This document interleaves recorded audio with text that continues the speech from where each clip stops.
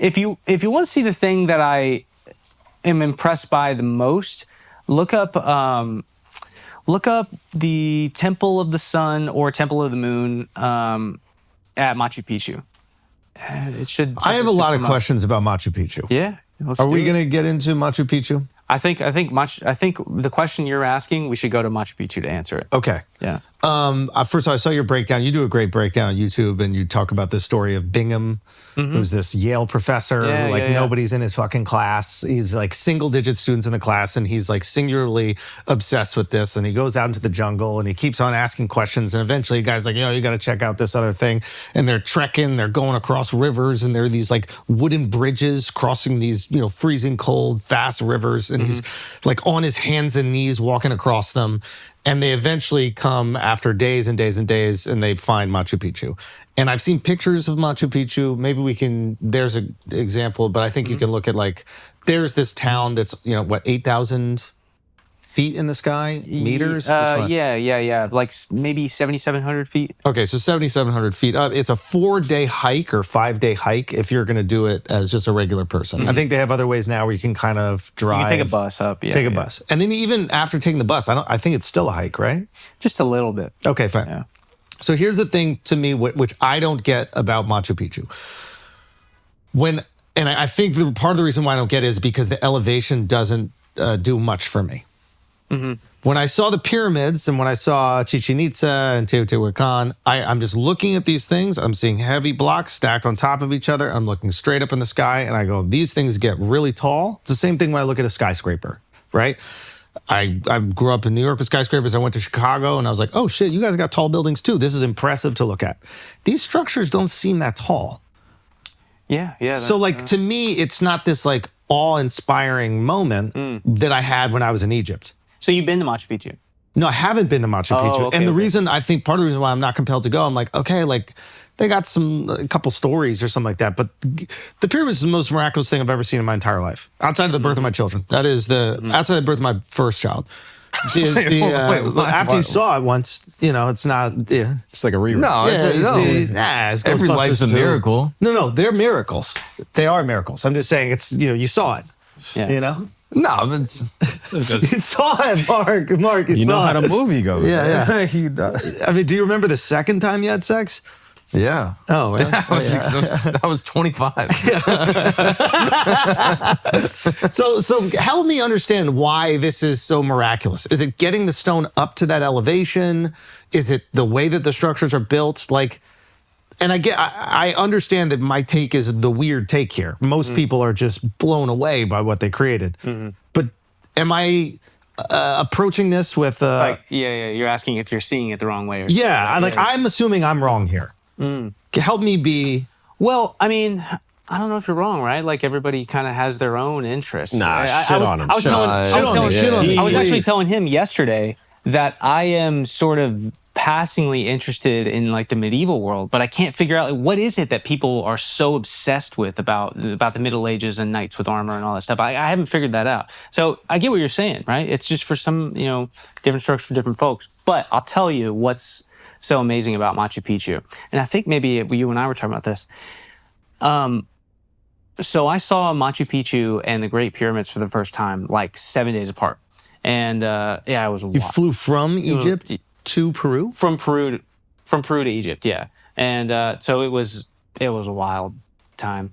But I have actually never been as impressed with anything in person as I was Machu Picchu when I saw it. Take me there, please. I want to go. Yeah. I want you to inspire me to go. So Machu Picchu is very hard to describe. This view that you're seeing right here, a lot of people's experience when they go to see the Great Pyramids, some people are actually disappointed when they go to see it because they'll say something like, "Oh, I didn't realize that it was right next to modern day Cairo and there's trash everywhere and there's people trying to bug you and this, that, and the other," and they'll be disappointed, whatever. But looking at Machu Picchu in real life is better and more imposing than this photo right here. The steepness of the mountains, it's imperceptible. You can be standing on the top of the mountain, you can't see the bottom. It's just straight below. It's hard to describe. And it's not an easy journey to get to Machu Picchu. So by the time you arrive there, you feel like you've earned it. Like if you and I wanted to go see the pyramids right now, we go to JFK, we fly straight to Cairo, boom, we're there within 30 minutes. We can go see the pyramids. If you and I wanted to go to Machu Picchu, we'd have to fly LaGuardia or JFK to Miami, Miami to Lima, Lima to Cusco. We'd have to get a taxi out to a place that's 3 hours away called Ollantaytambo, and then we'd have to get on a train from there to go Aguadas Calientes, and then we have to get on a bus to go up the top of the mountain, and then you have to hike over the backside of Machu Picchu, and then you're there, right? So it's like you've traveled this long way to get here. You're enduring a very privileged version of the journey that these people endure to get there. You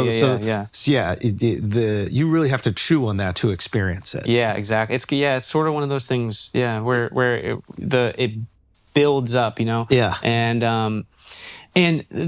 as far as the size of the architecture, why it's so imposing. Oh wow. Yeah, I didn't realize these walls are built right on the side of this cliff. Oh yeah. Yeah, and Approximately it's how even many more so people than that. live there? So you see that mountain peak in the back? Yep. Yeah. On top of that, the city is still up there. The city still continues all the way up to the top of that mountain and around the sides of it. So those walls go around the sides of it. Hold on. Oh, I thought it's Which just mountain this peak are area. you talking about? The one where the arrow is right now? Both of them. So that's Huayna Picchu, and then there's another structure on top of the little peak to the left of it. That And one too. you can walk from this thing that we're looking at, this plane, all the way up to that other... Yeah, I've walked the whole thing like 4 times. Oh, I thought it was just this plane here. No, it's the entire. So where he's actually standing on the mountain of Machu Picchu. The city itself sits on the low end, and then that mountain on the back end is called Huayna Picchu. But the actual city itself of Machu Picchu wraps and consumes the entire mountain, both mountains. Holy shit. So, do you see that? You see that kind of grassy knoll? If you're able to you can go back to that frame that we were just on. So you see that grassy knoll that's kind of back in the middle? Yep. So if you walk beyond that, it's just jungle, and there's a little like muddy trail through there, and you can walk that trail all the way up to the back to that back peak of Huayna Picchu. And throughout the entire time, there are structures in there just covered up and like swallowed up by the jungle. And so you're really like walking in the steps of Hiram Bingham when he's there, sort of for the first time, and seeing these structures like popping out of the forest.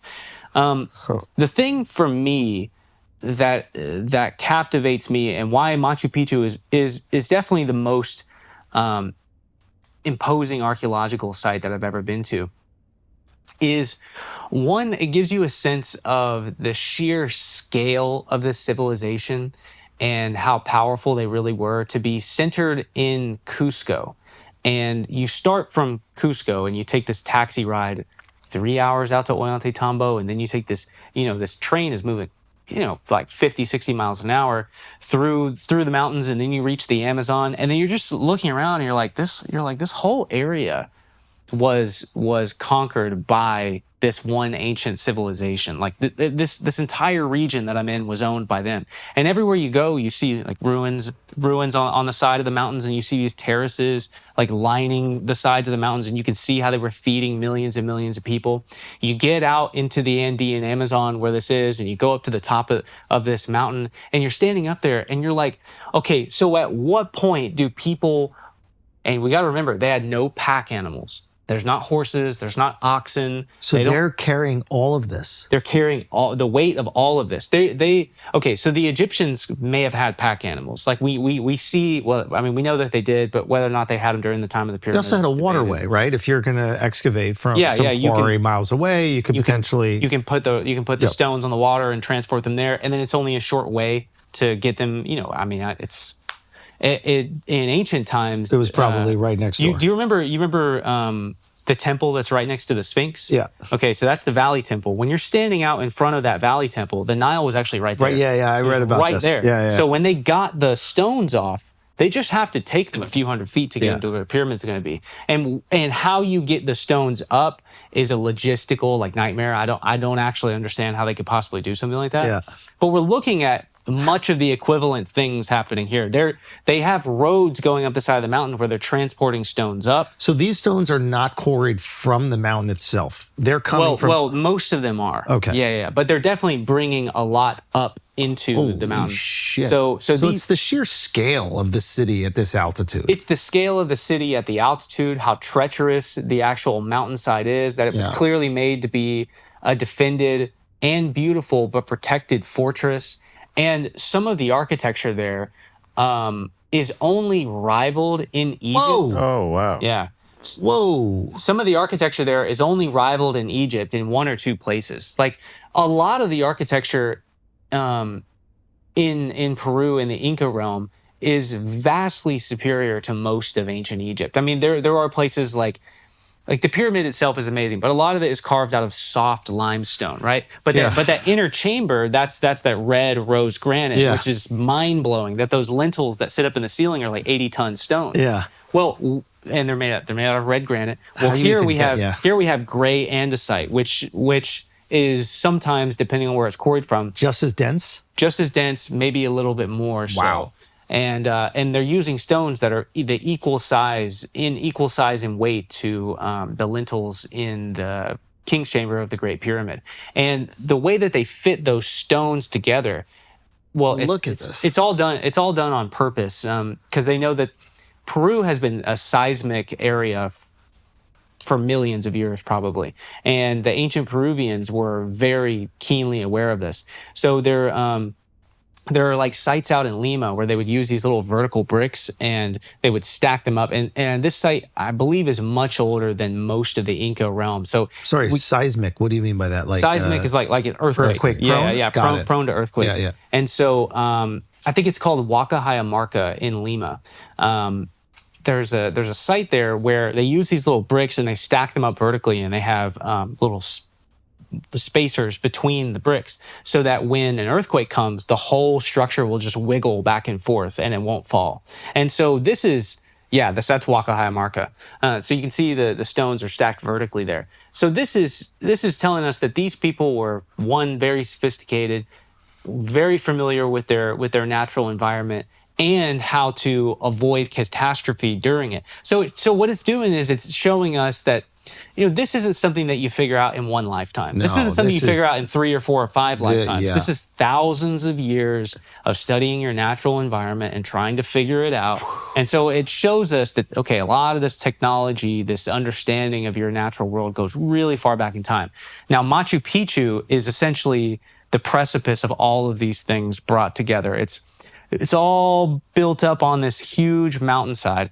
And now, not all of the architecture is that incredibly precise megalithic stone architecture. Some of it is like cruder rubble and mortar put together for, I don't know if anybody's living there who is actually a normal person, but maybe not for royalty. But for these sacred places that are almost obviously astronomical observatories where they're studying the night sky and they're studying the sun and the moon.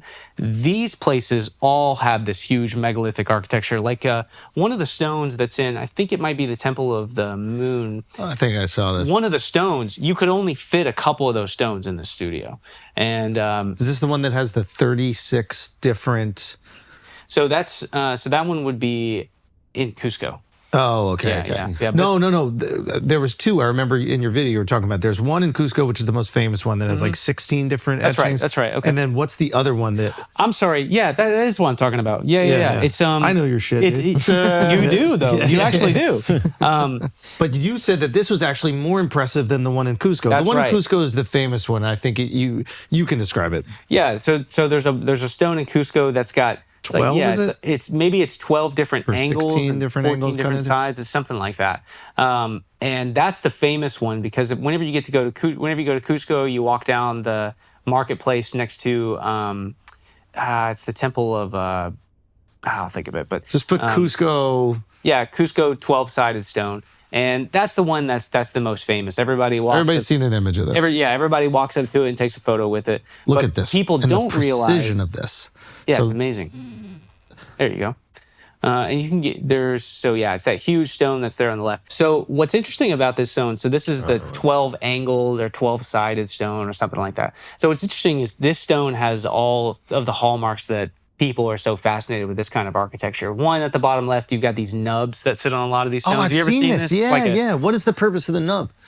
My guess is pivoting. So you have this. So you've got this big ass stone, and if you can put you can put the whole weight of the stone on one little tiny point, little thing, you can twist it around and move it. Have you ever drag seen it. that guy? I forget where he is, but he was doing these experiments on how to move the megalithic. Wally Wellington? Is that his name? Yeah. And he found if you put a pebble underneath them on flat enough earth, that you could completely rotate them 360 degrees. So you don't need to lift the entire thing. You need to lift them enough where there's a leverage point. I don't know what you would call it. I just call it a pivot point. Or a pivot point. Yeah. So that's really great. So they use that as a pivot point so that they could rotate them. Oh, yeah. This is the guy. Yeah, Wally Wellington. So so a lot of people will look at this and they'll go, yeah, Wally Wellington's work is genius, but it doesn't fully explain how, let's say, the pyramids were built. Sure. He can't really explain, at least on his own in his lifetime of doing this, he's not able to explain. You can move these stones on a flat plane, but how do you get them up? Of course. But here's the difference. In ancient times, it wasn't just Wally Wellington. It was an entire industry of these people trying to figure these things out over the course of hundreds of years. Yeah. So if you had 50 Wally Wellingtons for 500 years, you would build the pyramids. Yes. For sure. This is what Benedetto was saying, my buddy, about it. It's just like, when you have the smartest people have one singular focus, like right now, the smartest people are probably running fucking hedge funds, developing AI, bombing everywhere. And instead they're just worrying about how do we get this heavy shit over here. Yeah. Yeah. Okay. Yeah. So, and then the other thing that's interesting here is, do you see some of the places where the stone has chipped off? No.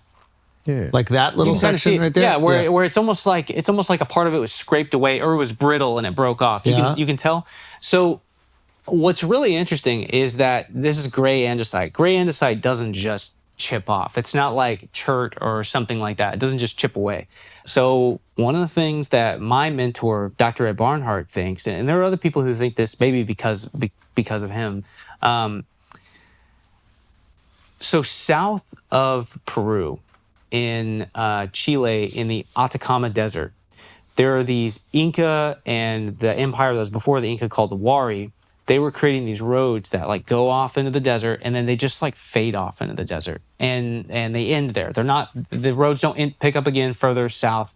So this is the desert that leads into the ocean. It's this I'm one. not sure if the Atacama Desert leads into the ocean. It's in Chile, right? But it's definitely near the ocean. Yeah, the Atacama Desert might be northern Chile a little bit. I've never actually been there. Yeah. Okay. But the roads lead into the desert, and they don't pick up again further south. They just stop in the desert. So they were doing something out there. Well, one of the things that's out there are these acid deposits, these natural acid deposits, and the Peruvians had ceramics that you could hold the acid inside of, like the ceramic would not be eaten away by the acid, so you could essentially harvest it. This is just a theory, and at the site of Tiwanaku, which is in Bolivia, which is the place, this primordial place that existed long before the Inca Empire, that the Inca were clearly inspired by. There are stories there that the acid from birds' mouths and acid was used to melt the stone or soften, or shape it, to soften the stone, yeah. And so a lot of people will get this confused with geopolymer, where you're mixing concrete, but that's not what's happening here. What I think it is that they are, they've got some metal tools. I forget if it's copper, if it's bronze chisels. They've got some metal tools, but they're not that efficient. But you can smash apart the stones, right? You can get a rough shape. But if you want to get the exact shape, precision, you need to soften it. You soften the stones. And one of the other things that you can do is you can get this rough shape, and you can if you soften the top of one stone and the bottom of another, they'll start to blend into one another. You just place one stone on top of the other, and it'll flatten itself and become perfectly flat. And how you do the mechanics of that, gosh, I couldn't really begin to approach. But how old is this? Well, nobody really knows. I mean, we estimate. Yeah. We're talking about thousands of years. Well, what's cool is they're actually about to do a core sample beneath the site of Sacsayhuaman in Cusco, and we're going to know for sure, without a doubt. Yeah, this is something that's been highly debated forever. You know, a lot of people say, well, this has to be antediluvian, 12,000 years old. 12,000 years old. People say that. My guess is at most a couple thousand. Okay, so